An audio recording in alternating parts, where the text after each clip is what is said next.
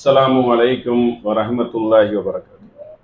இன்னல் ஹம்துலில்லாஹ் நஹ்மதுஹு வ நஸ்தஈனுஹு வ நஸ்தக்ஃபிருஹு வ நஊது பில்லாஹி மின் ஷுரூரி அன்ஃபுஸினா வ மின் ஸய்யிஆத்தி அஅமாலினா.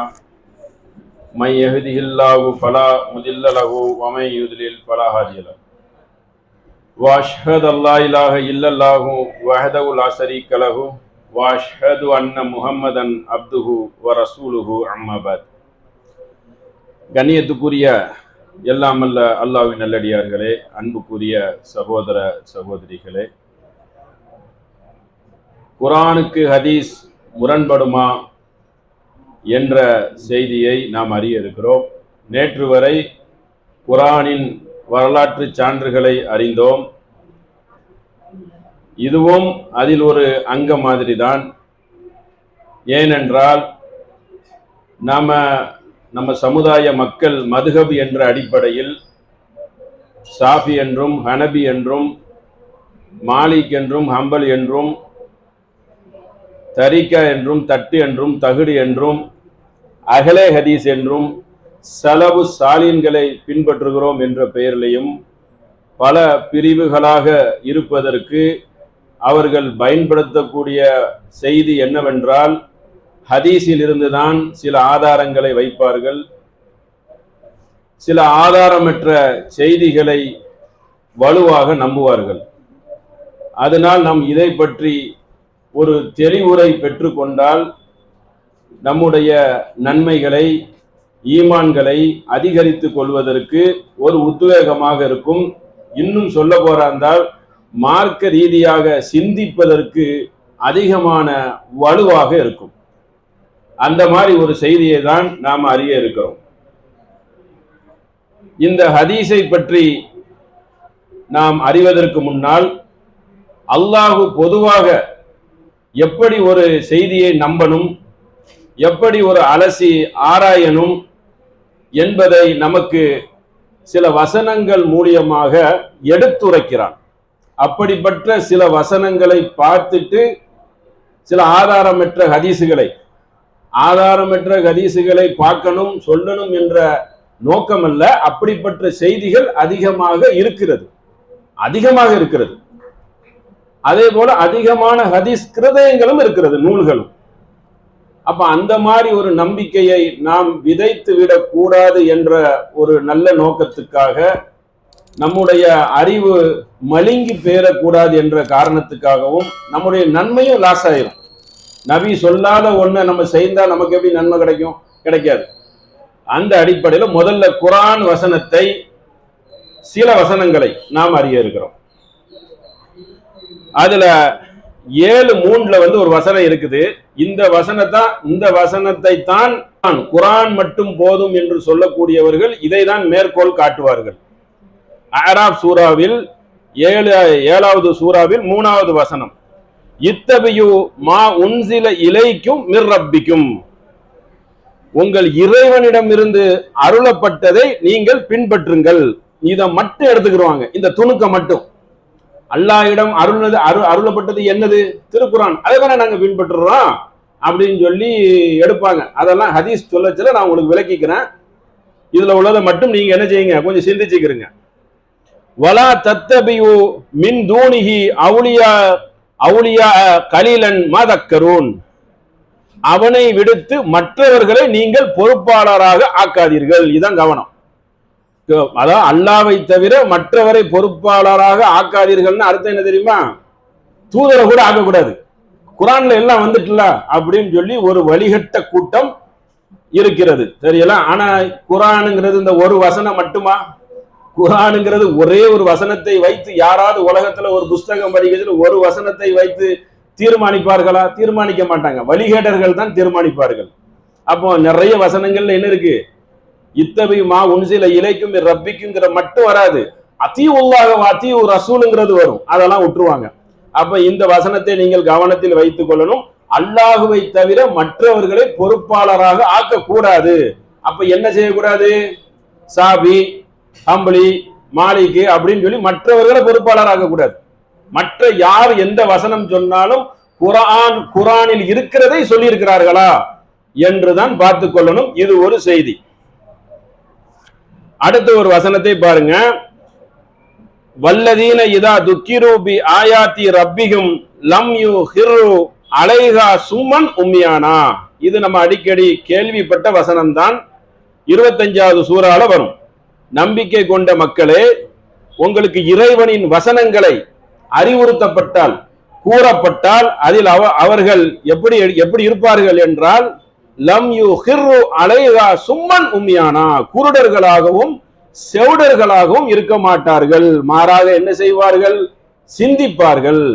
அப்போ குரான் மட்டும் இல்ல, வஹி செய்தியில் ஹதீஸும் இருக்கிறது. அந்த ஹதீஸை எப்படி எடுத்துக்கொள்ளணுங்கிறத அடுத்து நம்ம உரையில பார்த்துக்கிருவோம். முதல்ல என்ன செய்யணும்? சிந்தித்து ஏற்றுக்கொள்ளணுங்கிற முக்கியமான ஒண்ணு இருக்கு. அதை என்ன செய்யணும்? கவனத்தில் வைத்துக் கொள்ளுங்கள். அடுத்து பாருங்க, சிந்தனையை எப்படி அல்லாஹ் பட்டத்தீட்டுகிறான் என்று. அஃபலா யததப்பரூனல் குர்ஆன், இந்த குரானை நீங்கள் சிந்திக்க மாட்டீர்களா? குரானையே சிந்திக்க மாட்டீர்களா என்று சொன்னா ஹதீஸை சிந்திக்கலாம், சிந்திக்க கூடாதா? குரானுங்கிறது ஒட்டுமொத்த உம்மத்தும் இருக்கும் பொழுது கையில் தவழ்ந்து விட்டது. நபிகள் நாயகம் ஹயாத்தா இருக்கும் பொழுதே முடிக்கப்பட்ட ஒரு வேதம் குரான். அதையெல்லாம் நம்ம இந்த வரலாறுலயே சுட்டி காட்டணும். சஹாபிகள் காலத்துல எல்லாம் தொகுக்கப்பட்டு கையில வந்துட்டு. ஹதீஸுங்கிறது அப்படி கிடையாது.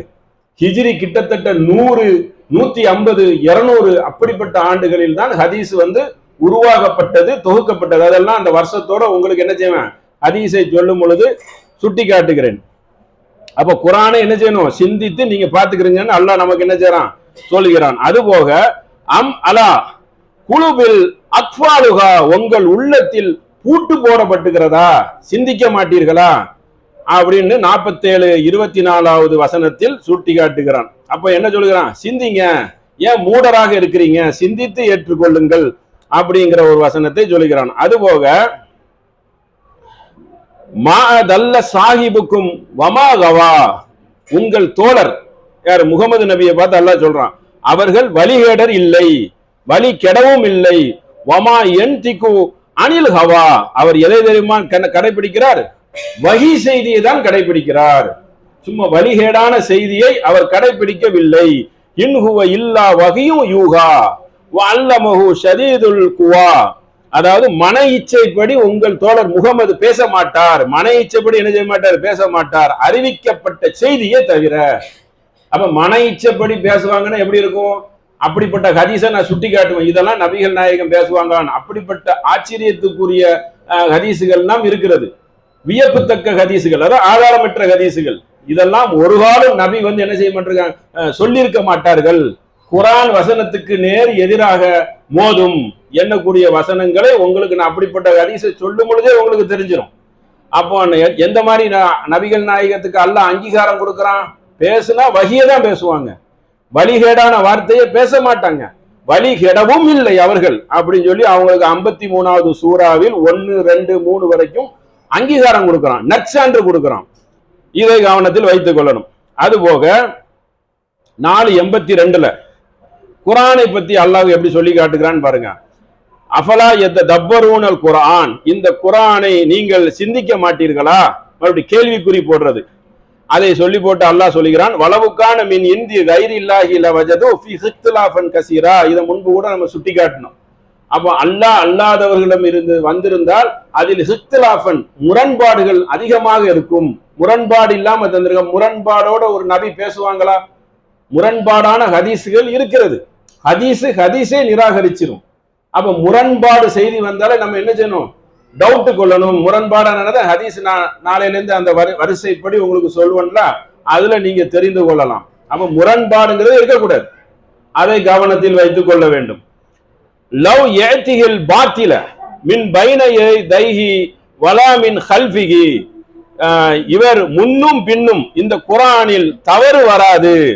வ தன்சீலு மின் ஹக்கீமுன் ஹமீத், இது புகழுக்குரியவன் அல்லாஹுவிடம் இருந்து இந்த ஞானம் அருளப்பட்டிருக்கிறது. முன்னும் தவறு வராது, பின்னும் தவறு வராது. முன்னும் பின்னும் தவறு வராது. குரான் ஒரு பக்கம். குரானுடைய நடை எப்படி என்றால், அதாவது ஜிப்ரீல் கனவு மூலியமாக கனவு மூலியமா வரும். ஜிப்ரீல் கற்றுக் கொடுப்பாரு. இது குரான் தொகுக்கப்பட்டதை நாளைக்கு நம்ம ஒரு ஓரளவுக்கு சொல்லுவோம். அதோடைய நடை, அதோடைய அழகு, அதோடைய வடிவம் எல்லாம் வேற. நபிகள் நாயகம் ஹதீஸ் எப்படி இருக்கும் என்றால் அவங்களுக்கு பேசக்கூடிய வார்த்தையில விளக்குவாங்க. அப்ப அந்த அரபும் இந்த அரபுக்கும் சரியான வித்தியாசம் இருக்கும், அதுல எந்த சந்தேகமும் கிடையாது. சரியா? இது நேரடியாக அல்லாஹ்விடம் இருந்து வரப்பட்ட வேதம் தான் குர்ஆன். ஹதீஸ் என்பது நபிகள் நாயகத்திட்ட வந்து கேள்வி கேட்பாங்க, இப்படி உட்கார்ந்து இருப்பாங்க, அவங்களுக்கே தெரியாது, வஹி மூலியமாக அல்லாஹ் சுட்டி காட்டுவான், பிற்பாடு நபிகள் நாயகம் விளக்குவாங்க. விளக்குவாங்கன்னா எப்படி? அன்றைக்கு அவங்க பேசிய வார்த்தையிலிருந்து இலக்கியமோ உயர்ந்த இலக்கணமோ அப்படி கிடையாது, அவங்க எப்படி பேசுவார்களோ அப்படிதான் விளக்குவார்கள், அதுதான் ஹதீஸ். இது அப்படி இல்லை, உயர்ந்த நடையில் இருக்கும். குர்ஆனை ஓதக்கூடியவர்களே அதை உணரலாம். அதாவது அரபுல நேரடியா நீங்க ஓதுவியல ஒரு சூறாவை எடுத்துக்கொண்டு அதை நீங்க ஓதும் பொழுது அதோடைய இலக்கியமும் உயர்ந்த நடையையும் நீங்கள் உணரலாம். அப்ப முன்னும் பின்னும் என்ன வராது, தவறு வராது அப்படின்னு அல்லாஹ் என்ன செய்றான்? குர்ஆனை பற்றியும் வஹி செய்தியை பற்றியும் சிந்தனையை பற்றியும் சிந்திக்கக்கூடிய செய்தியை பற்றியும் சுட்டி காட்டுகிறான். 16வது சூரா நகல்ல அல்லாஹ் ஒரு இதே மாதிரி ஒரு செய்தியை சுட்டி காட்டுகிறான். வமா அர்சல்னா மின் கபலிக இல்லா ரிஜிலன் நூஹிய இலைஹும், ஆண்களையே நாம் தூதராக அனுப்பினோம். ஃபஸ்அலு அஹ்ல திக்ரி, அவர்கள் தெளிவான சான்றுகளுடன் வந்தார்கள். குந்தும் லா தஅலமூன பில் பையினாத்தி, அவர் கொண்டு வந்தது எல்லாம் ஏடுகளும் சான்றுகளும் தெளிவாக கொண்டு வந்தார்கள். வ அன்சல்னா இலைக திக்ர லுதுபையின லின்னாசி, இதான் முக்கியமான ஒண்ணு, கேட்டுக்கிறங்க. அவரு உங்களுக்கு அருளப்பட்டதை விளக்க வேண்டும் என்பதற்காக, சிந்திக்க வேண்டும் என்பதற்காக, அதாவது நீங்க சிந்திக்கணும், அதை பற்றி ஆய்வு செய்யணும் என்பதற்காக இந்த தூதரை நாம் அனுப்பியிருக்கோம். வமா நுஸ்ஸில இலைஹிம் வல அல்லஹும் யதஃபக்கரூன், இந்த போதனையில் நீங்கள் சிந்திப்பீர்கள். அப்ப சிந்தனைக்கு முரணாகவும் ஒரு அடிப்படை அறிவுக்கு முரணாகவும் ஹதீஸ் அமைந்திருந்தால் நம்ம என்ன செய்ய முடியும்? குர்ஆன்ல இந்த எச்சரிக்கை எல்லாம் அல்லாஹ் கொடுக்கிறான். நீங்க நம்புறா இருந்தா எப்படி நம்பணும்? அடிப்படை அதுல வந்து ஒரு தன்மை இருக்கணும், சிந்தனை இருக்கணும், அறிவு இருக்கணும், ஒரு ஒழுங்கு இருக்கணும், அதை தான் நீங்கள் நம்பணும் என்று சொல்லி ஒரு விளக்கத்தையே கொடுக்கிறான் அல்லாஹ். சரியா? இது ஒரு செய்தி. அடுத்து ஒண்ணு பாருங்க, 17வது சூரா 36வது வசனம். அதாவது பொதுவாக ஒரு செய்தியை எப்படி நம்பணும், எப்படி ஒழுங்கர நம்பணும், சிந்திக்கணுங்கிறதுக்கு அல்லாஹ் குர்ஆன்ல நிறைய வசனங்கள் வைத்திருக்கிறான். அதுல ஒரு அளவை உங்களுக்கு நான் என்ன செய்றேன்? சுட்டி காட்டுகிறேன். வலா தகுஃப் மா லைஸ லக பிஹி இல்முன், இது முக்கியமான ஒன்று. 17:36ல நீங்க உமக்கு அறிவில்லாததே நீர் பின்பற்றாதீர். அறிவு இல்லைன்னா பின்பற்றாதீங்க, விட்டுருங்க. அறிவில்லாத செய்தி எவ்வளவு செய்தி வரும். அஜுவா பேரிச்சம்பளத்தை 7 சாப்பிட்டோன்னா விஷம் குடிச்சாலும் உயிர் தப்பிச்சு உட்கார்ந்துக்கிறீங்க. உங்க விஷத்தை குடிச்சாலும் இந்த பேரிச்சம்பளம் சாப்பிட்டா நீங்க தப்பிச்சுக்கலாம்னு சொல்லி ஒரு ஹதீஸ் இருக்கு. நான் உங்களுக்கு அதை படித்து காட்டுறேன். அப்ப இப்படி நடக்குமா? சாத்தியப்படுமா? அது ஒரு பெரிய உயர்ந்த தரத்துல வச்சிருக்காங்க அந்த ஹதீஸ. அப்போ இப்போ அறிவுக்கு உங்களுக்கு பொருந்தலன்னு சொன்னா ஓரத்துல வச்சிடலாமே. உங்களுக்கு அறிவில்லாத விஷயத்தை நீர் பின்பற்றாதீர்கள். வல் ஃபுவாத வ குல்லு உலாயிக்க கான அன்ஹு மசூலா, அதாவது இன்ன சமஅ வல் பஸர வல் ஃபுவாத, உங்களுடைய செவி, பார்வை, உள்ளம் ஆகிய அனைத்தும் உங்களிடம் அது விசாரிக்கப்படும். எல்லாம் விசாரிக்கப்படும். இந்த கண்ணால தானே பார்த்த, காதால தானே கேட்ட, நல்லதை சிந்திச்சியா இல்ல ஒன்னடக்க ஒன்ன என்ன செய்த மக்களிடம் குழப்பத்தை உண்டு பண்ணினியா என்று மறுமையில் அவர்களிடம் ஒவ்வொன்றையும் விசாரிக்கப்படும். குல்லு மசூலா, மசூல்னா பொறுப்புள்ளது. இந்த கண்ணை வைத்து நல்லதை பார்த்தியா, நல்லதை செய்தியா? கண்ணுக்கு கேள்வி இருக்கு, காதுக்கு கேள்வி இருக்கு, உன் நாவுக்கு கேள்வி இருக்கு, உள்ளத்துக்கு கேள்வி இருக்கு. அல்லாஹ் என்ன செய்றான்? மொத்தமா ஒரு இதுல இருந்து நீங்க தப்பிக்க முடியாது, கவனமா இருந்துக்கிறங்க அப்படின்னு சொல்லி ஒரு எச்சரிக்கையை சொல்றான். அப்ப தவறான செய்தியை கொண்டு பரப்பலாமா? தவறான யார் ஒருவர், நபி ஸல்லல்லாஹு அலைஹி வஸல்லம் சொல்றாங்க, யார் ஒருவர் செய்தியை கேட்டவுடன் அதை சிந்திக்காமல் பரப்புகிறார்களோ அவர்தான் பொய்யர் அப்படிங்கிறாங்க. அது ஒரு எடை போட்டு பார்க்கணும்ல. ஒரு மனிதன் பேசக்கூடிய செய்தியையே ஒரு மக்கள் வாங்கக்கூடிய பொருள்கள், சட்டையில ஆரம்பிச்சு, ட்ரெஸ்ல ஆரம்பிச்சு, காய்கறில ஆரம்பிச்சு தரம் பார்க்கிறோமே. எதுலையாவது ஒன்றை தரம் பார்க்காமல் மக்கள் இருப்பார்களா? நம் ஏமாந்து விடக்கூடாதுங்கிற சிந்தனை அனைத்தவருடைய மக்கள் உள்ளத்துல இருக்குது. ஆக நம்ம நல்ல பொருள், அப்போ உங்களுக்கு மார்க்க செய்தி மட்டும் என்ன விளையாட்டா? அதையும் நம்ம என்ன செய்யணும்? சிந்தனையில் அதிகமான முறையில் எடை போட்டு பார்த்துக்கிறோம், சக்திக்கு உட்பட்டு. சந்தேகம் இருந்தா, டவுட்டா, சக்கா இருந்தா தூக்கி வச்சிட வேண்டியதான் ஓரத்துல. அது குர்ஆன்ல வராது, ஹதீஸ்ல. ஹதீஸ்ங்கிறது ஒரு கடல். எப்படி நம்ம வரலாறை பாற்றோமோ அது ஒரு கடலோ, இது ஒரு பெரும் கடல். அதிக நூல்கள் இருக்குது. நபிகள் நாயகம் சொன்னார்கள் சொல்லி அடிச்சு விட்டுருவாங்க. நேத்து கூட ஒரு பெரிய ஒரு உஸ்தார் உட்கார்ந்து பேசுறாரு. என்ன மாதிரி சட்டத்தை பேசுறாருன்னா, ஜக்காத்தை பத்தி பேசுகிறார். ஜக்காத்து வருஷம் வருஷம் கொடுக்கணுங்கிறாரு. கொடுக்கச்சுல என்ன தெரியுமா சொல்றாரு, தெரியும் என்ற ஒரு அறிஞர் எழுதியிருக்காரு, அதை நீங்க ஃபாலோ பண்ணுங்கிறாரு. அறிஞர்னா எத்தனை பேர்னாலும் எழுதுவாங்க. நபிகள் நாயகம் சொல்லி இருக்கிறாங்களா? குரான்ல இருக்குதா? அப்படி அவரால் காட்ட முடியல. ஒரு அறிஞர் எழுதியிருக்காரு, அதனால உங்க சொத்தெல்லாம் ஒண்ணும் குறையாது. நீங்க பாட்ட ஒரு பொருளுக்கு பல தடவை கொடுங்க. மதனி என்ற கூடியவர் பேசுகிறார். ஆதாரத்தை எப்படி காட்டுகிறார்? ஒரு நூல் சாதாரண மனிதன் அறிஞர் எழுதின நூல்ல இருந்து காட்டுறார். நபிக வகி செய்தியில இருந்து காட்டணும், குரான் வசனத்திலிருந்து காட்டணும். இதுல ஒரு மக்கள் தெளிவு இருக்கணும். இல்லை என்றால் பயங்கரமான மோசடியை செய்வார்கள், தில்லுமுள்ளு செய்வார்கள். இதுல ரொம்ப கவனமாக இருக்கணும் என்பதை அப்படித்தானே இருக்கிறோம் உலகத்துல. எதுலையாவது ஒண்ணுல நம்ம அப்படி இருக்கிறோமா? வாங்குற சம்பளத்துல இருந்து வாங்க எல்லாத்துலயும் ஒரு மனிதனிடம் ஒரு தெளிவு இருக்குதா? குடிக்கிற டீல இருந்து குடிக்கிற தண்ணியில இருந்து ஒரு பார்வை இருக்குதா இல்லையா உலகத்துல? நிச்சயமாக இருக்குது. இல்லைன்னு என்ன செய்ய முடியாது, மறுக்கவே முடியாது. வீட்டுல கல்யாணம் முடிக்கிற பொண்ணு வேற, பொண்ணு பார்த்தாலும் சரி மாப்பிள்ளை பார்த்தாலும் சரி, நல்ல மாப்பிள்ளையா சம்பாதிச்சு கொடுப்பாரா, எல்லாம் இப்படி அனைத்திலையும் தெளிவு இருக்கக்கூடிய மக்கள் குரான் சுன்னாலையும் ஒரு தெளிவு இருக்கணும், ஒரு பார்வை இருக்கணுமா இருக்கக்கூடாது? நிச்சயமாக இருக்கணும். சக்திக்கு உட்பட்டு அதுக்காக உள்ள பூந்து நீங்க இதெல்லாம் நாசம் பண்ணி விட்டுற வேண்டாம். உங்களுடைய சக்திக்கு உட்பட்டு ஒண்ணு இருக்கணும்ல. மார்க்கத்துல விளையாடுறாங்கிறது நன்று தெரியுது இல்ல ஏகப்பட்ட பேரு. அதை கவனத்துல வைக்கணும். அதுக்குடைய முக்கியமான வசனங்களை தான் அல்லாஹ் நமக்கு சுட்டி காட்டுறான்ல, அதை நம்ம சொல்லிட்டு ஒவ்வொரு ஹதீஸா பாக்குவீங்க, வேடிக்கையாக இருக்கும். அப்படியா அப்படின்னு சொல்லி அப்படிப்பட்ட ஒரு ஆச்சரியம் ஊட்டுற அளவுக்குள்ள ஹதீஸுகள் ஆக்குறது இல்லை. நம்ம சிந்திக்கச்சலையும் படிக்கச்சலையும் வரும். ரொம்ப வியப்பூட்டும், என்னப்பா இது இப்படி எல்லாம் இருக்குது அப்படின்னு சொல்லி. அதை பார்க்குவதற்கு அல்லாஹ் நமக்கு நாடி இருக்கான். அதோட சிந்தனையை வந்து என்ன செஞ்சிருக்கான், அந்த சைடு திருப்பி விட்டுருக்கான். இல்லைன்னா என்னத்துக்காகும். ஆனா இதுல ஒரு விசேஷமான மேட்டர் என்னன்னா, இந்த ஹதீஸை அவர்களே நமக்கு வந்து ஃபில்டர் பண்ணி தந்துட்டாங்க. நம்ம படித்து ஆராய்ந்தா போதும், உள்ள போய் நம்மளே தேட வேண்டாம். இந்த ஹதீஸை நீங்க நிராகரிச்சிருங்க, நம்ம நிராகரிக்க வேண்டாம். அதை தொகுத்த இமாமே என்ன செஞ்சிருவாரு, தள்ளுபடி செய்திருவாரு. இது ஒரு நமக்கு கிடைத்து இருக்கக்கூடிய ஒரு பாக்கியம் அல்லாஹ்வுடைய அருளால். இந்த பாக்கியம் கிடைக்கலன்னு வச்சுக்கிறீங்களா, அவ்வளவுதான், கதை முடிஞ்சு போச்சு. அவங்களே ஒரு பட்டியல் போட்டாங்க. இந்த நபர் சரியில்லை, இந்த நபர் சரியில்லை, இது வந்து சக்கு, இது சந்தேகத்துக்குரியது, இது லைஃப், இது மத்தன் நல்லா இருக்கு, கருத்து நல்லா, இப்படி ஒரு பெரிய ஒரு பட்டியலை போட்டு தந்த அந்த மாமேதைகளுக்கு அல்லாஹ் என்ன செய்வான், அருள் புரிவான். இது ஒரு விஷயம். அடுத்து குர்ஆன்ல உள்ள இன்னொரு வசனத்தை பாருங்க.